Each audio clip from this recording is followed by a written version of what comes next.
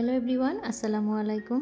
Bangladeshi blogger লিপি channel থেকে আমি লিপি আমার লাইফের নতুন আরটি লাইফস্টাইল ব্লগ দেখার জন্য সবাইকে ওয়েলকাম জানাচ্ছি। আশা করছি যে যেখান থেকে আমার আজকের ভিডিওটি দেখছেন সবাই সুস্থ আছেন, ভালো আছেন এবং নিরাপদে আছেন।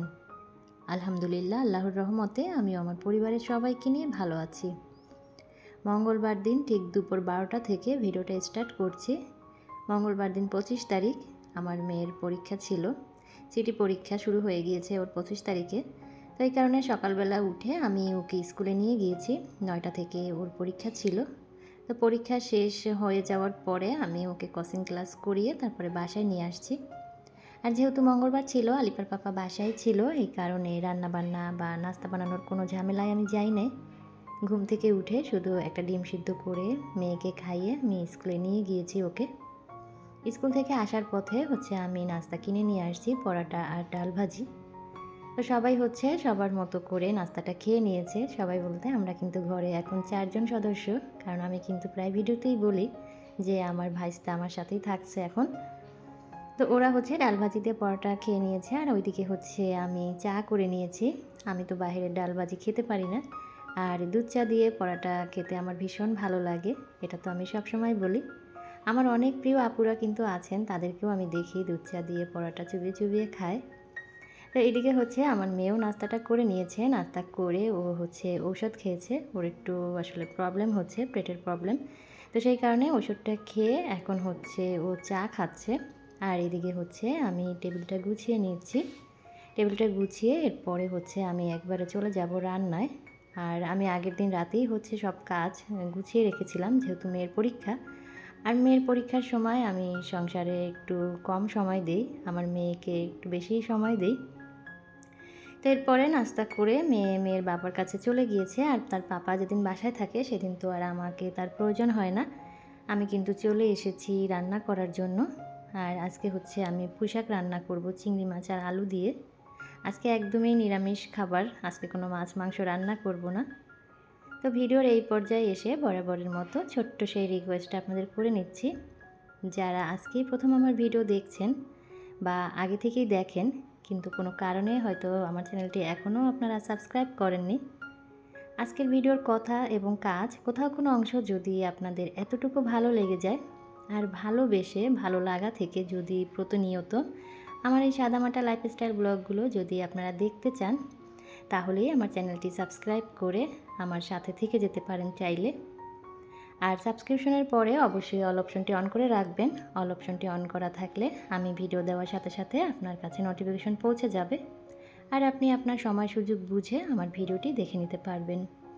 তো ভালো লাগা থেকে ভালোবাসা দিয়ে যদি আমার ভিডিও দেখতে চান, তাহলেই শুধু চ্যানেলটা সাবস্ক্রাইব করবেন, তা না হলে কিন্তু না। কারণ আপনাদের সাথে কিন্তু কোনো জোর জবরদস্তি নেই আমার, যে আপনাদেরকে সাবস্ক্রাইব করতেই হবে, আমার ভিডিও দেখতেই হবে। ভালো লাগলে দেখবেন ভালোবাসা দিয়ে, আর ভালো না লাগলে দেখবেন না, স্কিপ করে যাবেন। কারণ আপনি যদি আমার চ্যানেলটা সাবস্ক্রাইব করেন, এরপরে যদি আমার ভিডিওগুলো না দেখেন, তাহলে আপনার ওই সাবস্ক্রিপশন আমার কোনোই কাজে আসবে না। তো সেটার কি দরকার, তার চেয়ে আর কি নাইমার চেয়ে কানা মায়ের চেয়ে নাইমা কিন্তু অনেক ভালো। তো কথা বলতে বলতে কিন্তু আমি মশলা কষিয়ে পুঁইশাকটা অফ ক্যামেরাতে রান্না করেও নিয়েছি। এরপরে আমি আমার পছন্দের একটা খাবার রান্না করছি। আজকে আমি লইটা শুটকি ভুনা করছি। সমস্ত মশলা দিয়ে মশলাটা কষিয়ে এরপরে আমি কিছু আস্ত রসুন আর টমেটো দিয়ে মশলাটা কষিয়ে লইটা শুটকিটা রান্না করে নিব। আমার ঘরে কিন্তু আমি ছাড়া শুটকি আর কেউ খায় না, তাই আমার খুব পছন্দের শুটকি হওয়া সত্ত্বেও আমি বছরে 2বার কি 1বার শুটকি রান্না করি। তারা যেহেতু বাবা মেয়ে খেতে পছন্দ করে না, আর তারা এর গন্ধও সহ্য করতে পারে না, তাই আমি খুব কমই রান্না করি। কিন্তু আমার খুব ইচ্ছে করে মাঝে মাঝে যে শুটকি রান্না করে খাই। তো যখন একান্তই বেশি আর কি ইচ্ছে করে, তখন না খেয়ে আর পারি না, তখন বাজার থেকে অল্প একটু কিনে এনে তারপরে রান্না করে খাই। তো শুটকিটা বসানোর আগে আমি কিন্তু কিছু টমেটো এখানে পুড়িয়ে পুড়িয়ে সিদ্ধ করে নিয়েছি, আর কি টেলে নিয়েছি হালকা একটু তেল দিয়ে, তারপরে পুড়িয়ে পুড়িয়ে টমেটোটাকে একটু টেলে নিয়েছি। আর সেই সাথে রসুন আর শুকনো মরিচও ভেজে নিয়েছি। টমেটো ভর্তাতে আমি সবসময় কাঁচা পেঁয়াজটাই খেতে পছন্দ করি, আর আমি কিন্তু সুন্দর মতো টমেটো ভর্তাটাও বানিয়ে নিয়েছি। আজকে সব খাবারগুলোই আমার পছন্দের খাবার, পুঁইশাক, তারপরে শুটকি, টমেটো ভর্তা। আর অফ ক্যামেরাতে আমি ডালও করে নিয়েছি, কারণ যেহেতু সব কিছু আমার পছন্দের খাবার আর তারা তাহলে কি দিয়ে খাবে, তাদের ডাল হলেই চলে, ডালই তাদের পছন্দের খাবার। তো এদিকে কিন্তু আমার শুটকি ভুনাটা হয়ে গিয়েছে। এই তো আমার কিন্তু দুপুরের রান্না বান্না শেষ। পুঁই শাক, আলু, চিংড়ি মাছ দিয়ে লেটা শুটকি ভুনা, সাথে আছে টমেটো ভর্তা, আর সেই সাথে আছে ডাল। ডালটা এখনও হয় নাই, রাইস কুকারে হচ্ছে আর কি, আমি বাগার দিয়ে তারপরে নামিয়ে নিব। আর এখন হচ্ছে আমি আপনাদের সাথে একটা দারুণ কাজ শেয়ার করব। 30 দিনের কাজ আমি মাত্র 30 মিনিটেই করে রেখেছি। চাইলে আপনারাও এভাবে করে রাখতে পারেন, তাহলে রমজান মাসে কিন্তু আপনাদের কোনো ঝামেলাই হবে না পেঁয়াজু বানানো নিয়ে। আমি হচ্ছে এখানে পেঁয়াজু মিক্স বানিয়ে নিব, তো সেই কারণে আমি এখানে 1 কাপ মসুরের ডাল নিয়ে নিলাম। মসুরের ডালের সাথে আমি নিয়ে নিব খেসারির ডাল, আর খেসারি ডাল দিয়ে কিন্তু পেঁয়াজুটা ভালো হয়। তবে যাদের অ্যালার্জি আছে তারা খেসারি ডালটা স্কিপ করে মুগ বা ছোলার ডালও নিতে পারেন। আমি 1 কাপ মসুরি ডাল আর 1 কাপ খেসারি ডাল নিয়ে নিলাম, যেহেতু আমার কোনো অ্যালার্জির প্রবলেম নাই। আর সেই সাথে 1/2 কাপ নিয়ে নিলাম পোলাওয়ের চাল। পোলাওয়ের চালটা দিলাম এই কারণেই যাতে পেঁয়াজুটা মুচমুচে হয়। আমরা যখন ডাল বেটে পেঁয়াজু বানাই তখনও কিন্তু একটু চালের গুঁড়া দেই মুচমুচে করার জন্য। আর এটাকে এখন আমি খুব সুন্দরভাবে কচলে কচলে ধুয়ে নিব। এভাবে কিন্তু পেঁয়াজু মিক্স বানিয়ে রাখলে আমরা খুব সহজেই ইফতারের আগে পেঁয়াজুগুলো বানিয়ে নিতে পারি। আর ডাল ধোয়া পানিটা কিন্তু আমি ফেলবো না, আমি এটা রেখে দিব গাছের জন্য। এখন আসলে কোনো কিছুই ফেলি না, চাল ধোয়া পানি, ডাল ধোয়া পানি, পেঁয়াজের খোসা, কলার খোসা সব কিছুই কিন্তু যত্ন করে রেখে দেই, গাছের খাদ্য হিসাবে ব্যবহার করি। যারা যারা গাছ পাগল আছেন তারা কিন্তু এই কাজগুলো অবশ্যই করেন। তো ডালগুলো ধোয়ার পরে আমি হচ্ছে একটা ছাঁকনিতে নিয়ে নিলাম যাতে পানিগুলো ঝরে যায়। 10 মিনিটের মতো রেখে আমি চুলায় কড়াই দিয়ে এখন এগুলোকে ভেজে নিব। চাইলে এগুলো রোদে শুকিয়েও নেওয়া যেতে পারে, পুরো একদিন শুকালেই কিন্তু, রোদে দিলেই এগুলো শুকিয়ে যায়, কিন্তু আমার বাসায় যেহেতু রোদটা একটু কম আসে এই কারণে আমি হচ্ছে চুলায় দিয়ে ভেজে নিচ্ছি। এটা আমি 10-15 মিনিটের মতো ভেজে নিব। 10-15 মিনিট লাগবেও না, এর কম ভাজলেই হবে, যাতে এর গায়ের পানিটা শুকিয়ে যায়। তো গায়ের পানি কিন্তু শুকিয়ে গিয়েছে, দেখে কিন্তু বুঝতে পারছেন, আর কিন্তু ঝরঝরা হয়ে গিয়েছে চাল ডালগুলো। আর এগুলোকে আমি 3 ভাগে ভাগ করে নিয়েছি। 1 ভাগ আমি একদমই পাউডার মিহি করে আর কি ভেঙে নিব ব্লেন্ডারে, আর 1 ভাগ হচ্ছে আমি পাউডারের চেয়ে একটু আস্ত রাখবো, একদম আর কি মিহি গুঁড়া করব না।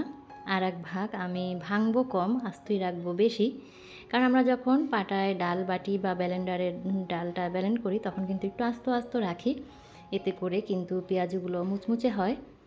এই তো এখানে হচ্ছে আমি ব্লেন্ডারে কিন্তু ডালগুলো গুঁড়ো করে নিচ্ছি, আর খুব সুন্দরভাবে কিন্তু গুঁড়ো হয়ে গিয়েছে, দেখতেই পাচ্ছেন কতটা মিহি হয়েছে।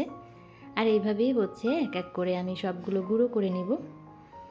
এই তো এখানে যে প্রথম ভাগটা একদম পাউডার করে নিয়েছি, এরপরে হচ্ছে দ্বিতীয় ভাগটা, এটা কিন্তু মোটামুটিভাবে একদম মিহি করি না, একটু একটু আস্ত আছে, ক্যামেরায় অতটা বোঝা যাচ্ছে না। আর তৃতীয় ভাগটা দেখেই বুঝতে পারছেন এটা কিন্তু আস্তই বেশি রয়েছে, ভাঙছে কম। তো আমার কিন্তু পেঁয়াজু মিক্স বানানো হয়ে গিয়েছে।